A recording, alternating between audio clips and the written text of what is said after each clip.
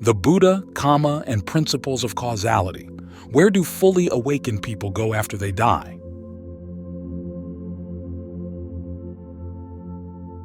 1. Why try to get out of Kamma and rebirth? Because the unawakened mind is so quick to change that it can't really trust itself to act consistently on skillful intentions. After working hard to develop good qualities, you can easily get attached to their results. If those results don't lie outside the round of rebirth, they're going to be impermanent.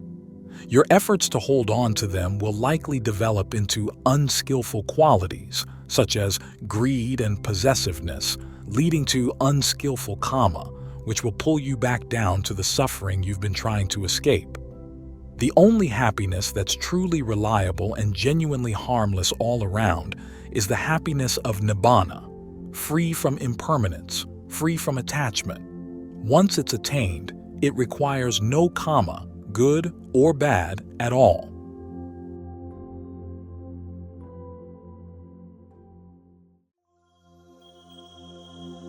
2. Why focus on issues of skillful and unskillful actions when we can instead open up to the sense of non-dual emptiness or space that already surrounds us? That emptiness is conditioned.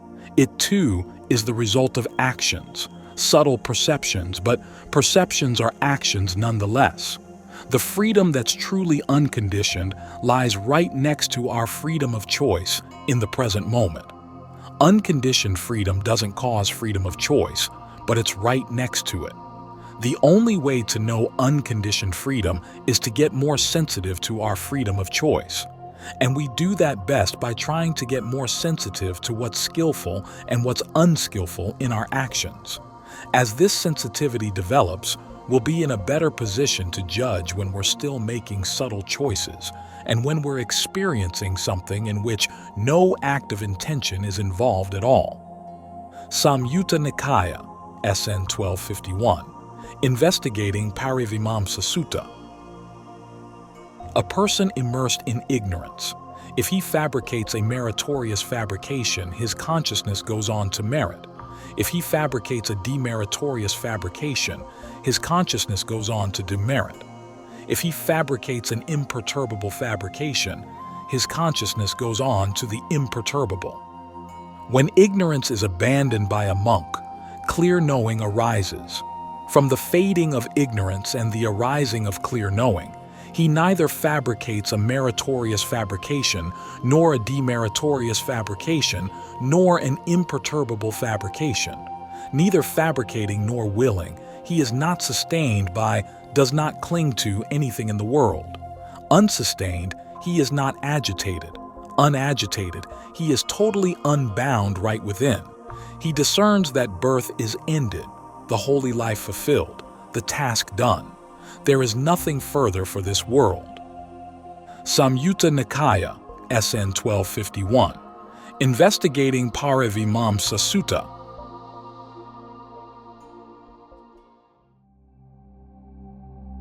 3. Does this mean that awakened people have no intentions? There's no intention at the moment of awakening. But when fully awakened, people return to the world of the senses, they still experience old Kamma. They also have new intentions, but they destroy the potential for those intentions to yield results as Kamma. In the Buddha's image, they destroy the seeds as they create them. But to understand what that means, you have to gain awakening yourself. Anguttara Nikaya, N 334, causes Nidana Sutta. Monks, these three are causes for the origination of actions. Which three? Greed is a cause for the origination of actions. Aversion is a cause for the origination of actions. Delusion is a cause for the origination of actions. Any action performed with greed, born of greed, caused by greed, originating from greed. Wherever one's selfhood, attabhava, turns up, there that action will ripen. Where that action ripens, there one will experience its fruit. either in this very life that has arisen or further along in the sequence. Similarly with aversion and delusion. Just as when seeds are not broken, not rotten, not damaged by wind and heat, capable of sprouting, well buried, planted in well-prepared soil, and the rain god would offer good streams of rain, those seeds would thus come to growth, increase, and abundance. In the same way, any action performed with greed, performed with aversion, performed with delusion, born of delusion, caused by delusion, originating from delusion. Wherever one's selfhood turns up, there that action will ripen. Where that action ripens, there one will experience its fruit, either in this very life that has arisen or further along in the sequence. These are three causes for the origination of actions. Now, these three are further causes for the origination of actions. Which three? Non-greed is a cause for the origination of actions. Non-aversion is a cause for the origination of actions. Non-delusion is a cause for the origination of actions. Any action performed with non-greed, born of non-greed, caused by non-greed, originating from non-greed. When greed is gone, that action is thus abandoned, its root destroyed, made like a palmyra stump, deprived of the conditions of development not destined for future arising. Similarly with non-aversion and non-delusion.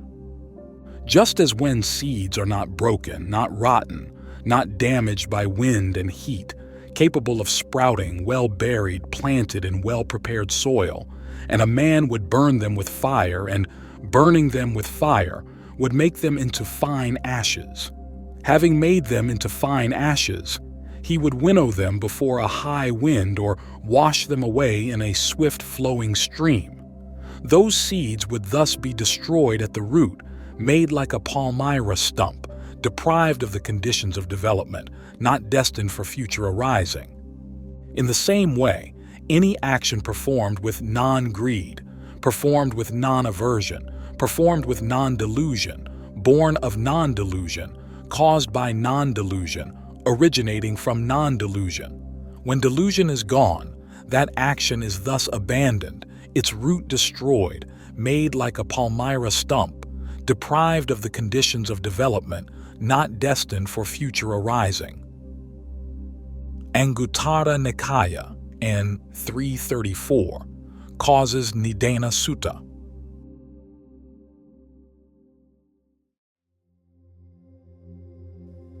Four. Nung ngoi dan huan toan tuktin sedi dausau kichet. Nibbana is not a place. When there's no more Kamma, there's no more becoming, and every place that we experience, both in body and mind, is a type of becoming. The Buddha describes Nibbana as the ultimate happiness and freedom, and he states that it really exists, but beyond that, he doesn't define it. And because people are defined by their Kamma, Soren, awakened people after death, when there's no more Kamma at all, can't be defined, even as existing or not. But again, to know what that means, and to see if Nibbana really is the ultimate happiness and freedom, you have to follow the path of skillful action to find out for yourself. Tuvachagota on Fire Agivachagota Sutta Majjhima Nikaya, MN 72. But Master Gautama, the monk whose mind is thus released, where does he reappear? Reappear, Vaka, doesn't apply. In that case, Master Gautama, he does not reappear. Does not reappear, Vaksha, doesn't apply. Both does and does not reappear. Doesn't apply. Neither does nor does not reappear. Doesn't apply. How is it, Master Gautama, when Master Gautama is asked if the monk reappears, does not reappear, both does and does not reappear? Neither does nor does not reappear, he says, doesn't apply in each case. At this point, Master Gautama, I am befuddled. At this point, confused. The modicum of clarity coming to me from your earlier conversation is now obscured. Of course you're befuddled, Vaksha. Of course you're confused. Deep, Vacha, is this phenomenon, hard to see, hard to realize, tranquil, refined, beyond the scope of conjecture, subtle, to be experienced by the wise. For those with other views, other practices, other satisfactions, other aims, other teachers, it is difficult to know. That being the case, I will counter-question you on this matter. Answer as you see fit. What do you think, Vacha? If a fire were burning in front of you, would you know that this fire is burning in front of me? Yes. And if someone were to ask you, Vacha, this fire burning in front of you, dependent on what is it burning? Thus asked, how would you reply? I would reply, this fire burning in front of me is burning dependent on grass and timber as its sustenance. If the fire burning in front of you were to go out, would you know that this fire burning in front of me has gone out? Yes. And if someone were to ask you, this fire that has gone out in front of you, in which direction from here has it gone? East, west, north, or south? Thus asked, how would you reply? That doesn't apply, Master Gautama. Any fire burning dependent on a sustenance of grass and timber, being unnourished, from having consumed that sustenance and not being offered any other, is classified simply as out, unbound. In the same way, Vacha, any form by which one describing the Tathagata would describe him, that the Tathagata has abandoned, its root destroyed, made like a palmyra stump, deprived of the conditions of development, not destined for future arising. Freed from the classification of form, Vacha, the Tathagata, is deep, boundless, hard to fathom, like the sea. Reappears doesn't apply. Does not reappear doesn't apply. Both does and does not reappear doesn't apply. Neither reappears nor does not reappear doesn't apply. Any feeling, any perception, any fabrication, any consciousness by which one describing the Tathagata would describe him, that the Tathagata has abandoned, its root destroyed, made like a palmyra stump, deprived of the conditions of development, not destined for future arising. Freed from the classification of consciousness, Vacha, the Tathagata, is deep, boundless, hard to fathom, like the sea. Reappears doesn't apply. Does not reappear doesn't apply. Both does and does not reappear doesn't apply. Neither reappears nor does not reappear doesn't apply. Dhammapada DHP 7, Arahants, DHP 90, in one who has gone the full distance, is free from sorrow, is everywhere, fully released, has abandoned all bonds, no fever is found.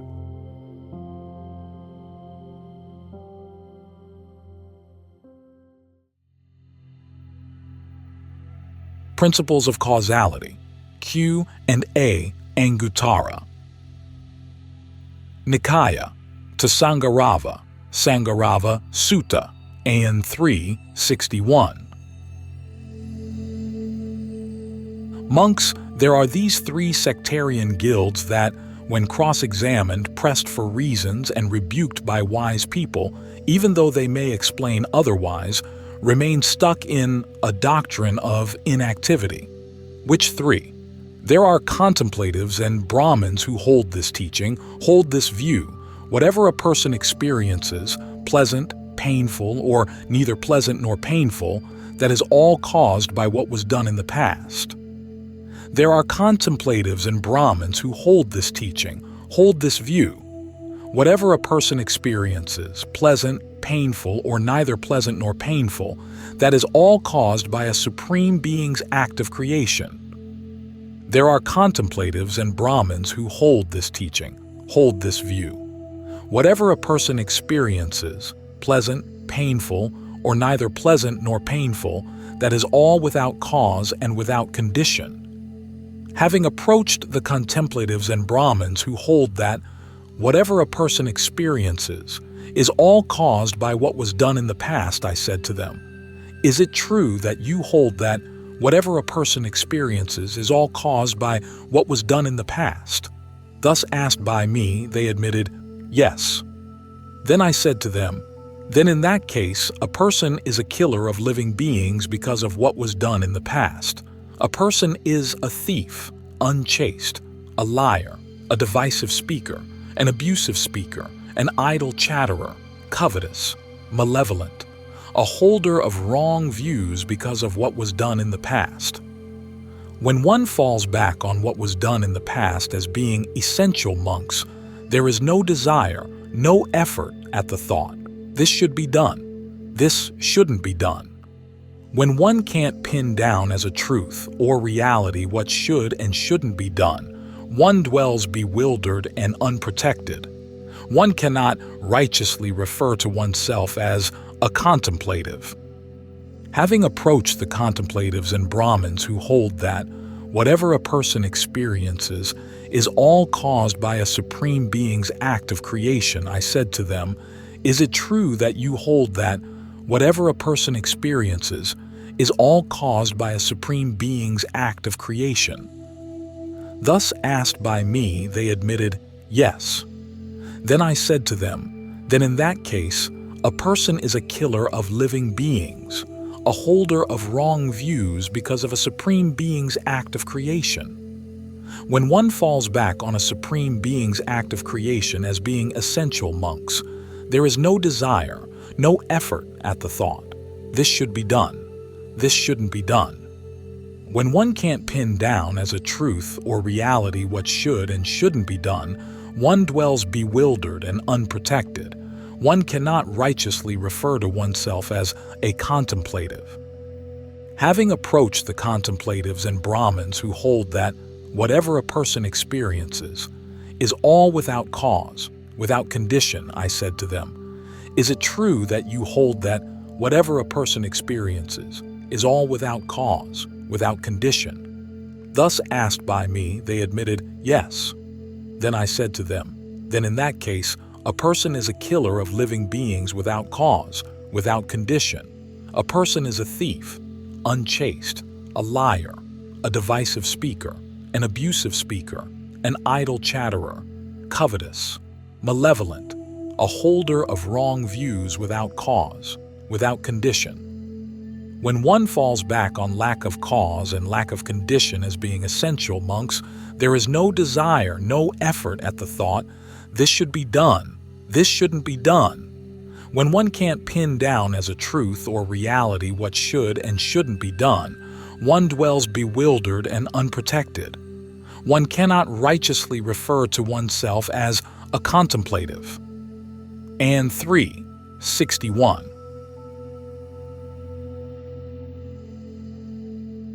Majjhima Nikaya, Devadaha Sutta, MN 101. The Buddha. So I asked the Niganthas further, friend Niganthas, what do you think? When there is fierce striving, fierce exertion, do you feel fierce, sharp, racking pains from harsh treatment? And when there is no fierce striving, no fierce exertion, do you feel no fierce, sharp, racking pains from harsh treatment? Yes, friend.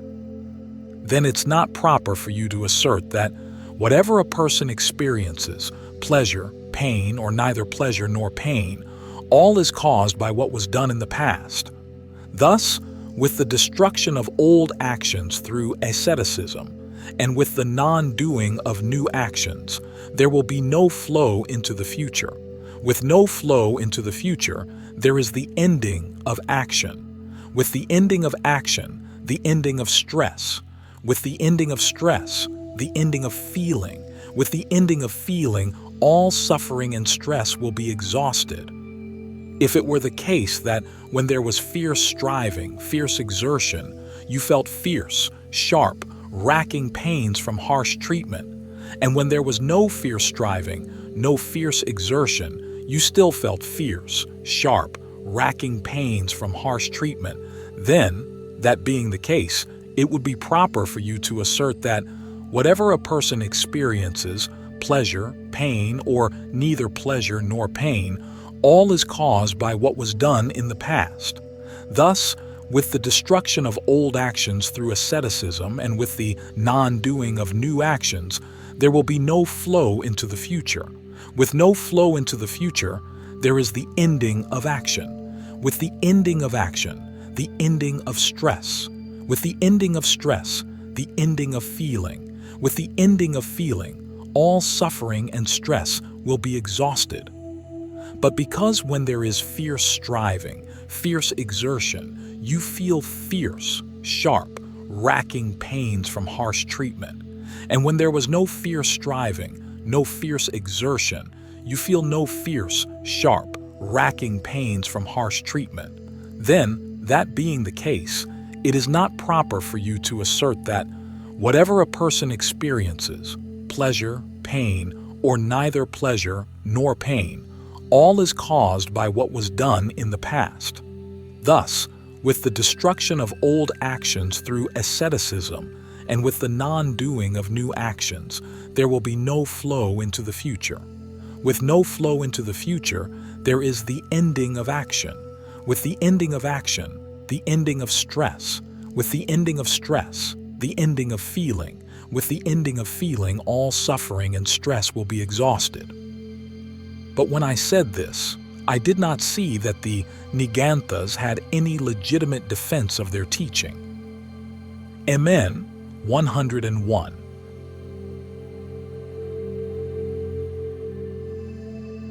Samyutta Nikaya, Sivaka Sutta, SN 36:21. As he was sitting there, Molyasivaka the wanderer said to the Blessed One, Master Gautama, Gautama is the Buddha's clan name. There are some contemplatives and Brahmins who are of this doctrine, this view.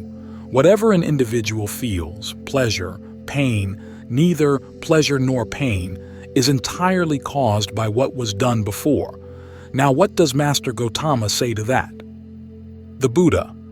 There are cases where some feelings arise based on bile, i.e., diseases and pains that come from a malfunction of the gallbladder. You yourself should know how some feelings arise based on bile. Even the world is agreed on how some feelings arise based on bile. So any contemplatives and Brahmins who are of the doctrine and view that whatever an individual feels, pleasure, pain, neither pleasure nor pain, is entirely caused by what was done before, slip past what they themselves know, slip past what is agreed on by the world. Therefore, I say that those contemplatives and Brahmins are wrong. There are cases where some feelings arise based on phlegm, based on internal winds, based on a combination of bodily humors, from the change of the seasons, from uneven, out-of-tune care of the body, from harsh treatment, from the result of kamma.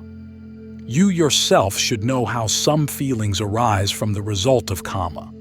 Even the world is agreed on how some feelings arise from the result of kamma. So, any contemplatives and Brahmins who are of the doctrine and view that whatever an individual feels, pleasure, pain, neither pleasure nor pain, is entirely caused by what was done before, slip past what they themselves know, slip past what is agreed on by the world. Therefore, I say that those contemplatives and Brahmins are wrong. SN 36:21. Anguttara Nikaya, Sick People, Gilana Sutta, and 322. There are these three types of sick people to be found existing in the world. Which three? There is the case of the sick person who, regardless of whether he does or does not receive amenable food, regardless of whether he does or does not receive amenable medicine, regardless of whether he does or does not receive proper nursing, will not recover from that illness. There is the case of the sick person who, regardless of whether he does or does not receive amenable food, regardless of whether he does or does not receive amenable medicine, regardless of whether he does or does not receive proper nursing, will recover from that illness. There is the case of the sick person who will recover from that illness if he receives amenable food, amenable medicine, and proper nursing, but not if he doesn't. Now, it is because of the sick person who will recover from that illness if he receives amenable food, amenable medicine, and proper nursing, but not if he doesn't, that food for the sick has been allowed, medicine for the sick has been allowed, nursing for the sick has been allowed. And it is because there is this sort of sick person that the other sorts of sick persons are to be nursed as well, on the chance that they may actually turn out to need and benefit from such nursing.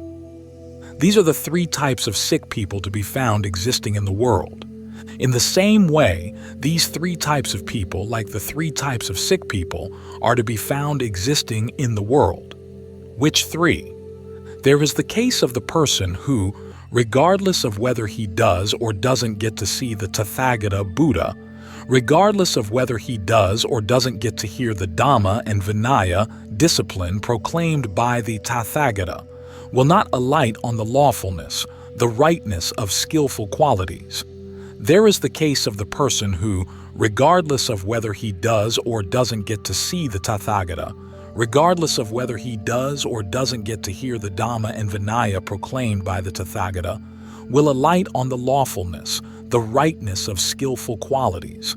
There is the case of the person who will alight on the lawfulness, the rightness of skillful qualities if he gets to see the Tathagata and gets to hear the Dhamma and Vinaya proclaimed by the Tathagata, but not if he doesn't. Now, it is because of the person who will alight on the lawfulness, the rightness of skillful qualities if he gets to see the Tathagata and gets to hear the Dhamma and Vinaya proclaimed by the Tathagata, but not if he doesn't, that the teaching of the Dhamma has been allowed.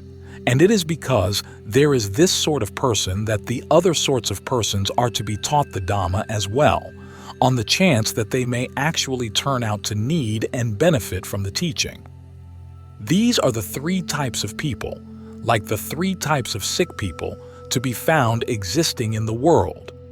And 322. In fact, the only way to know for sure if the principles explained here are true is to gain the first stage of awakening, when you have your first glimpse of Nibbana, outside of time, outside of space, and free from all activity. It's only on returning from that experience that you can know how your actions shape your experience of time and space. In the meantime, though, as the Buddha pointed out, it's wise to take as working hypotheses the basic principles of Kamma. Your actions are real. They come from your choices. They have results. Those results are determined by the intention behind the act. Those results follow patterns that shape both the present moment and the future, even beyond death. You can learn the patterns underlying actions and their results.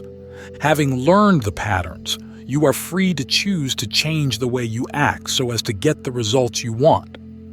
A central principle of those patterns is that your present actions determine whether or not you will suffer from the results of past actions, and you can act in such a way that you can put an end to suffering and to birth, aging, and death altogether.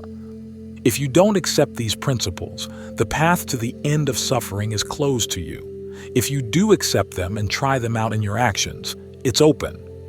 Despite the complexity of Kamma, the choice is as simple as that.